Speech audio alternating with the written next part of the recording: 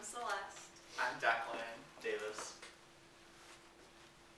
So these are the pictures that I chose to talk about because I think they're very sufficient to this project. And according to Forbes, sports industry is supposed to reach an income of $73.5 billion by 2019, and the sports market in North America was worth $60.5 billion in 2014 and is expected to reach 73.5. That's almost $13 billion in 5 years.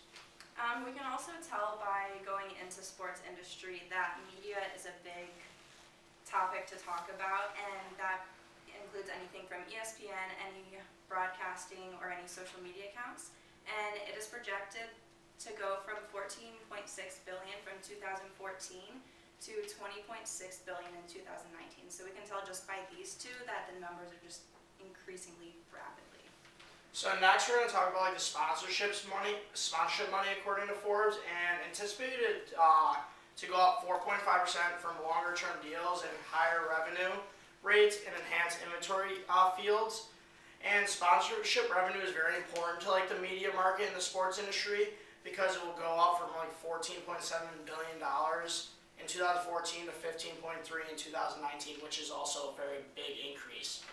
And then the last topic in the industry within money that we want to talk about is merchandise within licensed sales. If you look around anywhere that you go, you pretty much can pick out at least one person that's wearing some type of sports gear. From Forbes, it also shows that $13.5 billion in revenue from 2014 is projected to go up to $14.5 billion in just 2019. So who knows where these numbers are actually going to go within the next few years. Over the last 6 years, you can tell that the merchandise and revenue that the sports industry has brought in is very sufficient, and it will just keep going up year by year.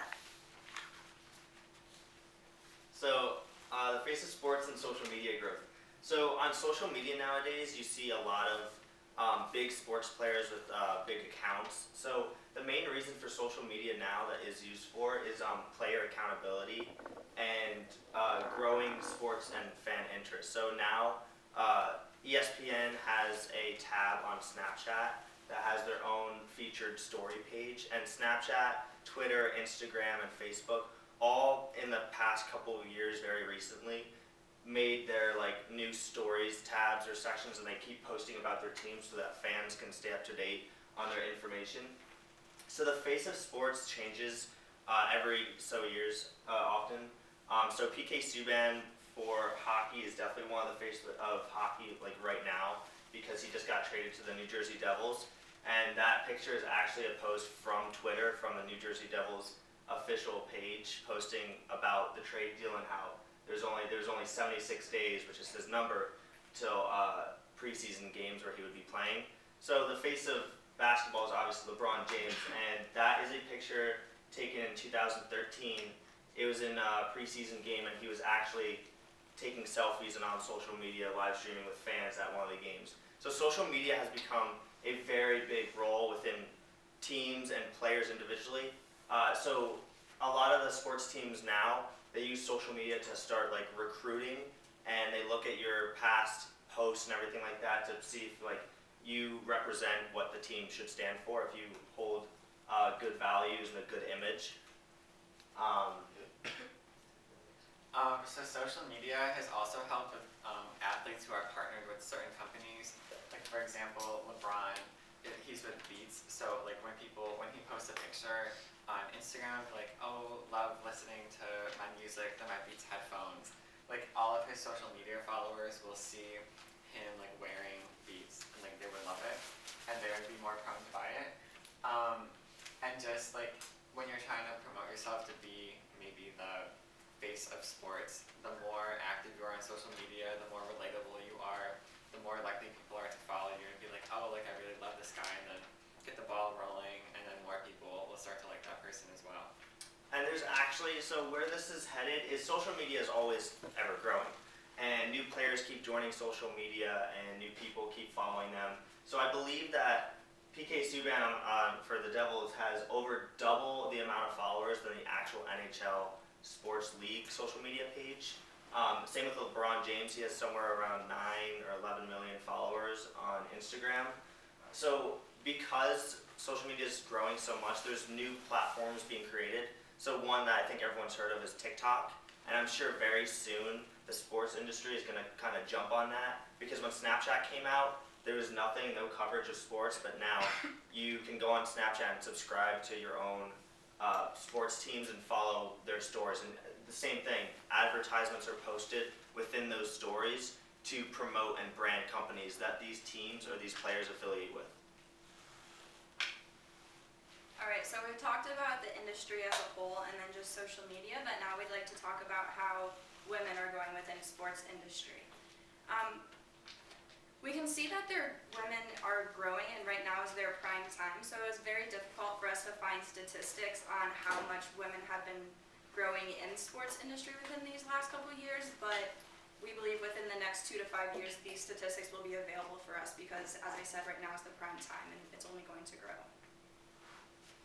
We can tell that more in sports are being represented by women. Like if you think about it, Venus Williams, Serena Williams, Lindsey Vonn, Katie Ledecky are all like face of being athletes like from like any aspect, and they are very well like known in the sports industry. So according to the World Cup, from the time of 1990 to 2018, every sport is now covered by a women's team. And the World Cup is a big platform, and we all have a huge impact on other leagues in the future. So the World Cup is basically every single country in the world playing soccer, so every single woman can represent that. Also going into that, we're looking into an ESPN article, and they have also said that during this 2019 season, every week a women's soccer league game is going to be aired, which is shown an increase from previous years. Also, analysis shows that the National Women's Soccer League has now billions of watchers compared to previous years, and just specific in soccer, these women are seen more as inspiration for people compared to money driven. So that's a little bit of difference compared to men sports compared to women. So comparing women to men's sports, it's not really a good comparison because they're completely two different things. But instead we want to focus on previous years of women in the past and just seeing where women are going in the industry for future years.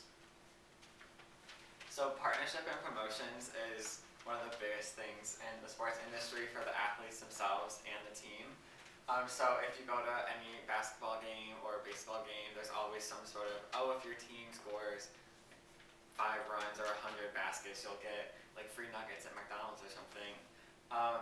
Which is interesting because for the NBA in 2009, Taco Bell replaced McDonald's as the official sponsor of the NBA. And there was one where during, like Taco Bell and the baseball league. From 2007, 2018, they had a Steal a Base campaign going on, where if like someone were to steal a base, they would get free 2 free tacos.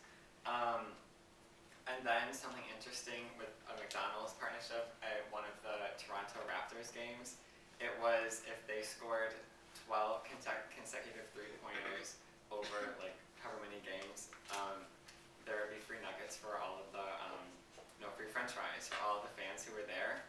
And this went on for 44 games. So according to Forbes, McDonald's lost millions of dollars on this promotion that they were doing. But McDonald's wasn't really too worried about that because to get the fries, you had to download the McDonald's app. So they were hoping that when people have the app, it would be more convenient for them to actually order in the future. So they saw it not as a loss, but as just a temporary, like, less Delay. money that they Delay. had. Yeah, delay in their profits. And then promotions and partnerships with the individual athlete is huge.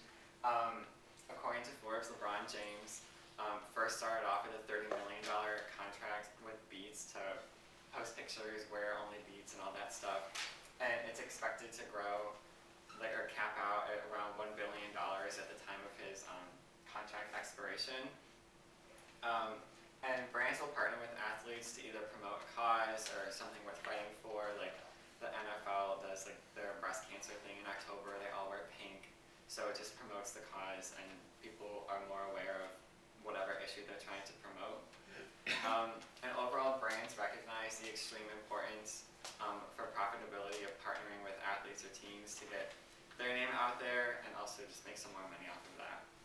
I was gonna add something. So like, one thing I found out like is like how much social media platforming is to like sports these days. So last year during the NBA Finals for the whole series, every single time an announcer said free, you could actually, so Chipotle advertised this and they got over 2 million more followers from this. So every single time an announcer said free, you would text this number and you would just text burrito and you would get free burritos. So like, me and my brothers did it, and we would get a burrito almost every game because that's like we were just so zoned into like every announcer talking. And I felt like that's just like huge because like I feel like a bunch of companies like or big like merchandise companies or like food companies are all going to like do this because they're just getting so many more followers from this just because they're doing something like that. So I also have a point. So obviously I think LeBron James, everyone can agree, is kind of the face of basketball. When you think of basketball, you think of LeBron James. I think the second person you think of is either Steph Curry. So actually very recently, there's a Sprite commercial out for Christmas and LeBron James is in that Sprite commercial, and Steph Curry recently just did a Gatorade commercial. So obviously these companies and these industries are targeting the main players in sports, obviously to advertise their brand. And what Logan just said, actually I was at a Rangers game and they said, tweet on your phone a picture of you in your seats with, it was some food item in the stadium, and they said, oh, we'll give you like a free coupon or free meal or something like that. So with the use of social media, they're using incentives to actually make them go out and use social media more to promote their brand just so they can possibly win something in the end. So overall, the sports industry is just growing. There's really no sign at all of it ever really slowing down with all the promotions, all the publicity on social media, the rise of women in the industry, and just all the revenue from tickets from everything is just going up, and it will be for a really long time.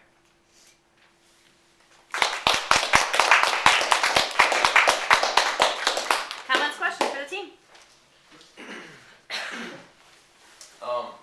I know recently, like, some Reddit thread got shut down because there was like a ton of like pirated streams of like sports games. Has that made any dent in like the sports industry because people are kind of like ripping off cable providers? I can answer this. Okay,